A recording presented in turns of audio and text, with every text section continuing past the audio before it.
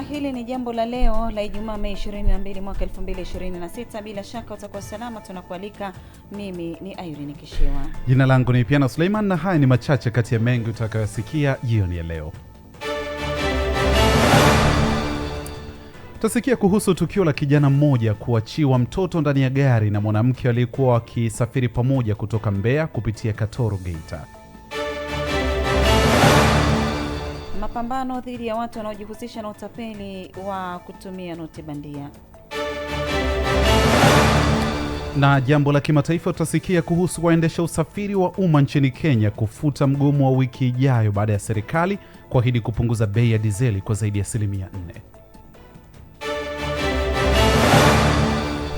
Rio Ferdinand atarajia kuanzisha kituo cha mafunzo ya soka nchini Tanzania ili kukuza vipaji vya vijana.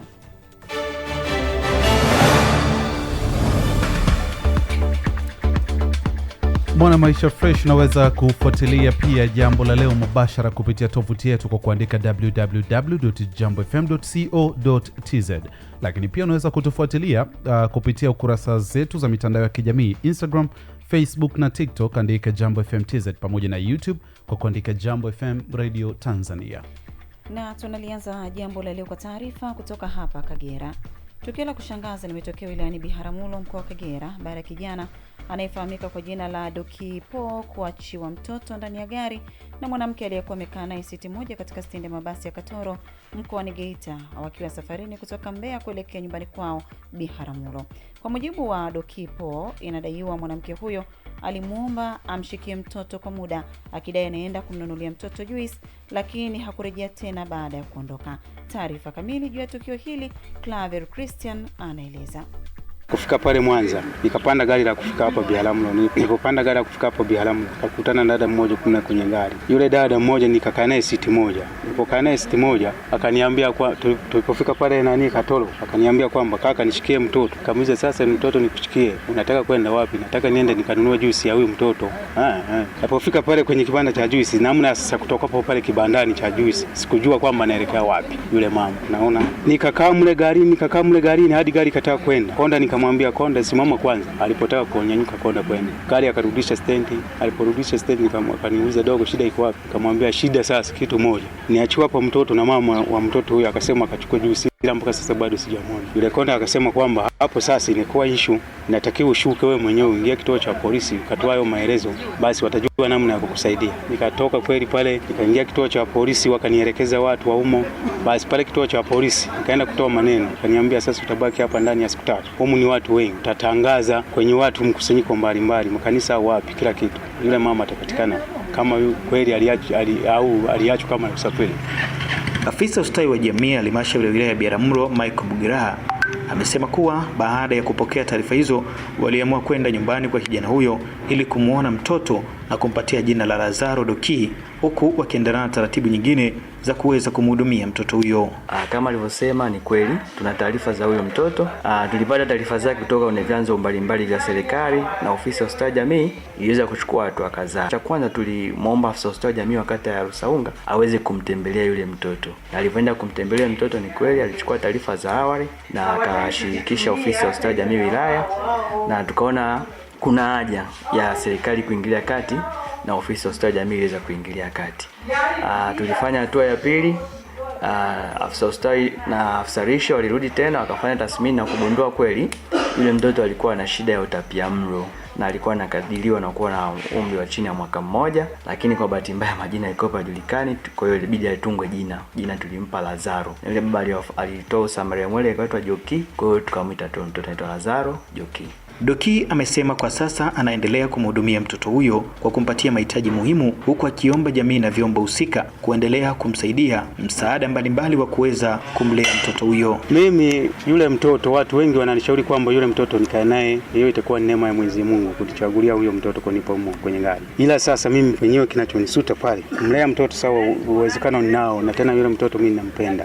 Mimi nikaomba, na yule jamaa alikuja juzi hapo, nikaomba sasa huyo mtoto mimi nitakaa naye, ila kisasi ninachokiomba na nyie kama serikali mnipe kwa msaada kidogo nikae na huyo mtoto kama kumbukumbu ya kwangu mimi mwenyewe.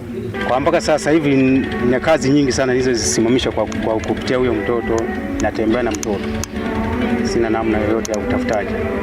Bwana Michael Bugeraha ameitaka jamii kuendelea kutunza watoto na kupunguza ulevi na badala yake waelekeze nguvu kubwa katika kuwapatia watoto mahitaji yao ya msingi. Sasa rai langu kwa wananchi, tuendelee sisi wazazi walezi kuwajibika kutunza watoto. Tuache mambo mengine, tupunguze mambo ya ulevi, kutofanya kazi, uvivu tuache. Tuelekeze nguvu zetu katika kutunza watoto kwa sababu watoto ndio taifa la kesho. Sasa unapoua watoto au watoto wanapokuwa waendelezwi, basi ujue tutakuwa na taifa la baadaye la ajabu goigoi, taifa lisikuwa na uwezo wa kufanya maamuzi na vitu vingine. Kwa hiyo nguvu zetu zote tujibane, wazazi walezi, tutunze watoto, tupeleke shule, tuhakikishe wanapata lishe, wanavaa, wanalala sehemu sio mbaya na vitu vingine vyote. Kutoka Biharamulo mkoani Kagera, Claver Christiani, Jambo la Leo. Sasa ni jambo la hapa Dodoma. Kamati ya kudumu ya Bunge ya Viwanda, Biashara, Kilimo na Mifugo imeishauri serikali kuimarisha utekelezaji wa sheria za biashara na uwezeshaji kwa udhibiti utoaji wa vibali vya biashara kwa wageni wanaojihusisha na sekta ndogondogo za biashara zinazopaswa kufanywa na wazawa. Ushauri huo umetolewa bungeni jijini Dodoma na makamu mwenyekiti wa kamati hiyo Mariam Ditopile wakati akiwasilisha taarifa ya utekelezaji wa majukumu ya kamati ya wizara hiyo kwa mwaka wa fedha 2025-2026. Taarifa zaidi na Gideon Gregory.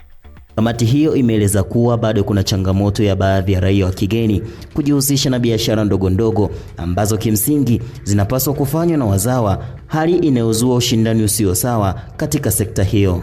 Tatizo la biashara ndogo ndogo za wazawa kufanywa na raia wa kigeni nchini kumeathiri kwa kiasi kikubwa ushindani kwa wafanyabiashara wazawa, kupungua kwa nafasi za ajira na kujiajiri na kushuka kwa ukuaji wa bidhaa za ndani. Baadhi ya tozo katika biashara zinaathiri ushindani wa bidhaa za ndani dhidi ya bidhaa zinazoagizwa kutoka nje ya nchi, jambo linalopelekea kuongeza gharama za uzalishaji na kudhoofisha ukuaji wa viwanda vya ndani. Changamoto hiyo pia imeibua mjadala miongoni mwa wabunge waliochangia kwenye bajeti hiyo, ambapo wameiomba serikali kuweka mkakati madhubuti wa kuwalinda wafanyabiashara wazawa pamoja na bidhaa zinazozalishwa nchini. Ukienda Kariakoo leo maduka yanafungwa. Ndugu zetu sasa kuwataja majina na waona wao ndani, sitaki kutaja jina la mtu yote. Wanatoka kule kwao, wanakuja Kariakoo wanajifunza biashara gani natoka, alafu wanaenda kule wanazungumza kwenye viwanda, wanakuja nao wanafungua maduka. Wakifungua maduka wanauza bei ndogo kuliko watu wetu, biashara zinafungwa.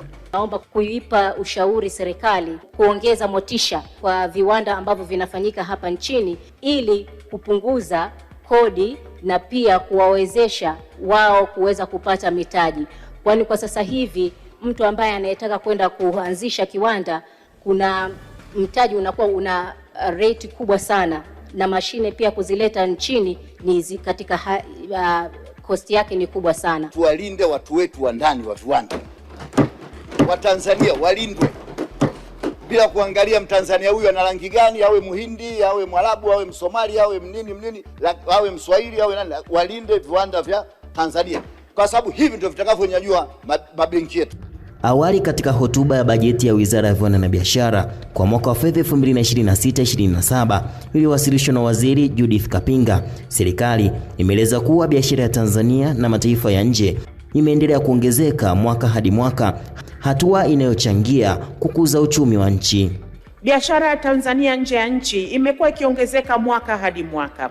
Mathalan, thamani ya mauzo ya bidhaa nje ya nchi yaliongezeka na kufikia dola za Marekani milioni 10,080.9 mwaka 2025 ikilinganishwa na dola za Marekani milioni 8,702 mwaka 2024, sawa na ongezeko la 16%.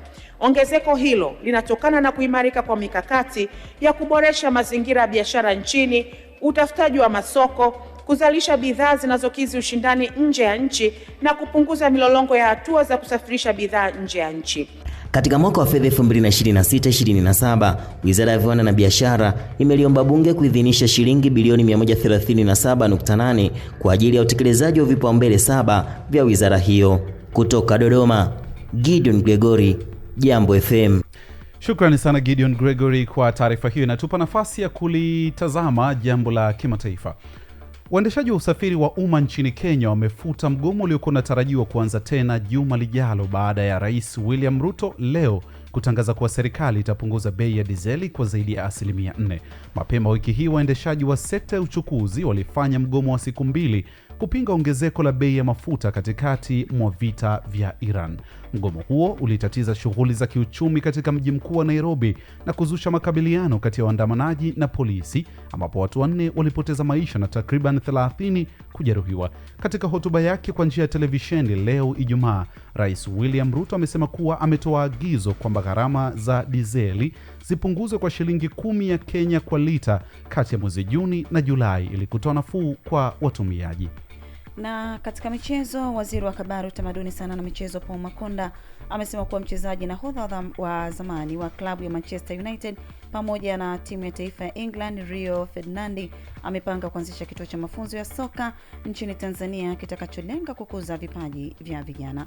Makonda amesema hayo leo jijini Dar es Salaam wakati wa mkutano wake na waandishi wa habari akiwa na mgeni wake mwanasoka huyo nyota wa zamani. Kupitia ziara yake amegundua potential tulionao Tanzania ya uwekezaji ni kubwa. Ndio maana hapa mnamwona waziri wetu wa ardhi amekaa hapa. Leo amefanya kazi na makampuni makubwa kiasi kwamba yako tayari kuja kuwekeza Tanzania, na hapa tayari wameshakubaliana na waziri wa ardhi. Timu ya Rio na timu ya Wizara ya Ardhi wanaanza discussion namna gani tubadilishe miji yetu kuifanya kwa miji ya kisasa. Hapa mmemwona DG Terry kutoka Tizeza chini ya waziri wetu Profesa Mkumbo. Wamempa Rio eneo ambalo anakuja kujenga training center ya kwake hapa Tanzania. Waziri wetu wa maliasili kwa kazi kubwa na network anayojua Rio leonayo, jana wamempa ubalozi. Wanakaa kuangalia area zipi Rio atawasaidia. Hasa ndugu zangu Tanzania, hebu twende taratibu. Hii sio ndoa kwamba eti kwa sababu ni posti basi kama kweli unanipenda ili watu wajue umenioa. Kwa sisi tumenufaika sana na ujio wake. Kimsingi ilikuwa nambembeleze ikiwezekana akae zaidi ili tupate mengi zaidi. Takupa mfano mmoja mdogo tu. Wanaotengeneza saa ya Rolex ni rafiki zake Rio. Juzi wakati Wizara ya Madini imemtuma commissioner amefanya presentation, Rio ndoto yake ni kuwashawishi watengenezaji wa Rolex duniani waweke Tanzanite kwenye Rolex iuzwe duniani na Tanzanite yetu ipande thamani. Wewe unataka kupost.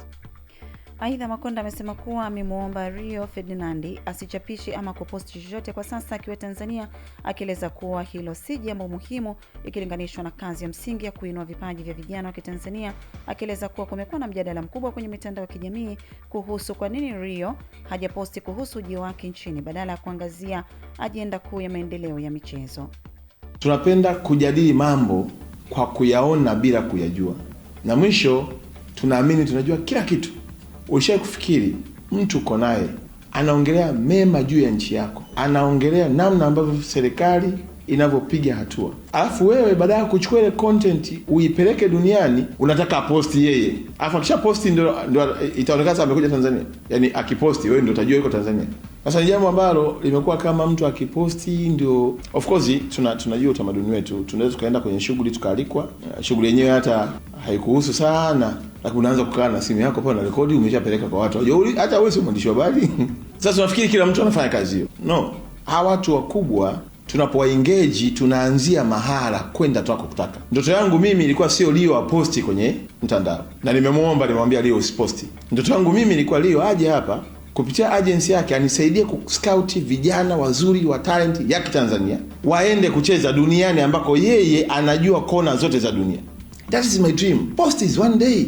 Actually, anaweza kaposti leo, kesho kaposti kitu kingine. Lakini for me akinisaidia kumtoa mtoto mmoja wa Kitanzania, nikamwona ameenda kucheza kwenye Premier League, nikamwona anaenda kucheza kwenye ligi za Spain kule, nikamwona yuko Ujerumani anacheza kule, nikamwona yuko Europe kule, Ufaransa kule, nikamwona kwa Middle East. If you don't know, kama hujui, Rio ndio miongoni mwa watu waliomfanya Ronaldo kaenda kucheza Saudia. Yani tusingangane kama mitandao ndio, yani kwamba ukipostiwa ndio umekubalika. Hasa hapa mmemsikia Rio mwenyewe. Timu yetu under 17 inayokwenda kucheza ilio qualify kwenye World Cup, anatuma timu yake ya agency yake kwenda kuscout watoto wa Tanzania watakao kufanya vizuri, anawachukua kuwatengenezea njia ya kuingia duniani. What more do you want? Mchezaji huyo wa zamani wa Manchester United na timu ya taifa ya England Rio Ferdinand amekamilisha ziara yake ya siku 3 nchini ikiwa ni mwaliko maalum wa waziri wa habari, utamaduni, sanaa na michezo Paul Makonda, ambaye amepata nafasi ya kutembelea vituo vya michezo vya vipaji vya watoto, bunge, vivutio vya utalii na kukutana na wadau wa sekta mbalimbali ikiwemo ya michezo. Rio amesema amefika Tanzania kwa lengo la kuzungumzia soka na fainali za kombe la mataifa ya Afrika AFCON, lakini anaondoka akiwa amevutiwa zaidi na maendeleo na uwekezaji mkubwa wa viwanja vya michezo kwa ajili ya AFCON na kuahidi kuinua vijana kisoka kupitia taasisi yake michezo nchini Uingereza. Na mwana maisha fresh, hivyo ndivyo ambavyo tunaweka nukta ya jambo la leo la Mei 22, 2026. Miongoni mwa waliosikika jioni hii ni haya. Mesikia kuhusu tukio la kijana mmoja kuachiwa mtoto ndani ya gari na mwanamke aliyekuwa safarini kutoka Mbeya kupitia Katoro, Geita. Mapambano dhidi ya watu wanaojihusisha na utapeli wa kutumia noti bandia. Na jambo la kimataifa, waendesha usafiri wa umma nchini Kenya wafuta mgomo wa wiki ijayo baada ya serikali kuahidi kupunguza bei ya dizeli kwa zaidi ya 4%. Rio Ferdinandi atarajia kuanzisha kituo cha mafunzo ya soka nchini Tanzania ili kukuza vipaji vya vijana. Shukrani sana mwana maisha fresh kwa kuungana nasi jioni ya leo kwa ajili ya jambo la leo. Kwa niaba ya wote waliofanikisha, jina langu ni Piano Suleiman. Nami ni Irene Kishoto, kutakie jioni njema.